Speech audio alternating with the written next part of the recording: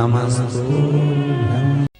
श्रीमद् वल्लभाचार्य जी ने जगन्नाथपुरी में मायावाद का खंडन करा और जगन्नाथ जी में एकादशी उल्टी लटकी हुई है।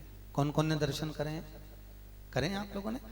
जगन्नाथपुरी में एकादशी उल्टी लटकी हुई है। मायावाद का खंडन श्रीमद् वल्लभाचार्य जी ने, महाप्रभु जी ने करा। जगन्नाथपुरी की भूमि पर एक ही बात का खंडन करा। और किस बात का खंडन करा? श्रीमद् वल्लभाचार्य जी ने कहा कि एकादशी का दान देना है तो जीते जी दो, एकादशी करना है जीते जी करो, सैया दान देना है जीते जी दो, सुखसेज का दान देना है जीते जी दो, ब्राह्मण का भोजन कराना है जीते जी कराओ, तुम्हारी मर्जी पड़े भागवत रामायण गीता शिव महापुराण आदि के जितने शास्त्रों का वर्णन करवाना है जीते जी कराओ। मरने के बाद की कोई गारंटी श्रीमद् वल्लभाचार्य जी ने नहीं दी।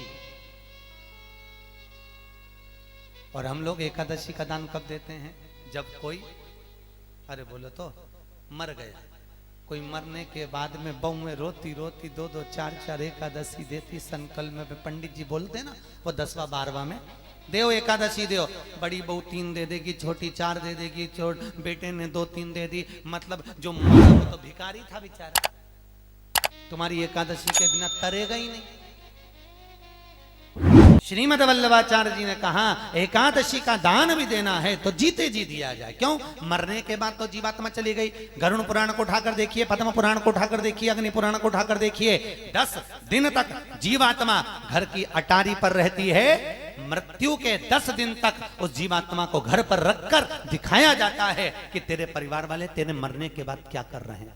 10 दिन बाद वो जीवात्मा चलती है। स्वर्ग का भोग भोगना हो तो भोगेगी, मृत्यु के बाद नरक का भोग भोगना है तो भोगेगी। जीवात्मा जाती है। अंत में उस जीव को धान के खेत में डाल दिया जाता है। काय के खेत में? धान, चावल के। इसलिए एकादशी के दिन चावल नहीं खाया जाता, आप लोगों को मालूम होगा।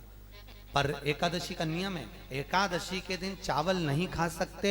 पर एकादशी का जब पालना करते हैं, एकादशी का जब व्रत दूसरे दिन छोड़ते हैं तो चावल के पहले गिलास से एकादशी का व्रत छूटना चाहिए, तो एकादशी का व्रत लगता है। एकादशी के दिन चावल नहीं खाया जाए। क्यों?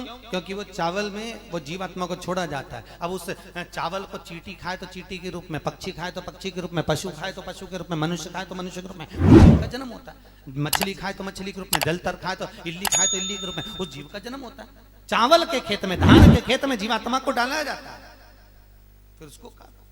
इसलिए हमारे यहाँ द्वादशी के दिन चावल खाना जरूरी है कि एकादशी का पालना करो तो चावल जरूर खाओ। क्यों खाओ? हम जितना चावल खाते हैं, हमारी करी हुई एकादशी उस चावल में जितनी जीवात्मा रहती है उनको प्राप्त होती है और उन जीवों का फिर जगत में उद्धार हो जाता है, फिर जन्म नहीं होता, फिर वो तर जाते हैं। इसलिए चावल का पालना किया। तो एकादशी को उल्टी लटकाने का कारण केवल श्रीमद् वल्लभाचार्य जी ने कहा एकादशी का दान जीते जी दो। जीते जी कैसे? कोई पलंग पर सड़ रहा है, पड़ा हुआ है, कोई पलंग पर गिर रहा है, उससे काम नहीं बन रहा, अंतिम समय चल रहा है, तुम हॉस्पिटल में देखने गए हो कि इसका अंतिम समय है, हॉस्पिटल में पड़ा हुआ है, सांस अंतिम चल रही है, तो उसके मरने का इंतजार मत करो। अपनी करी हुई एकादशी में से 5 एकादशी, 2 एकादशी उस जीव को प्रदान कर दो।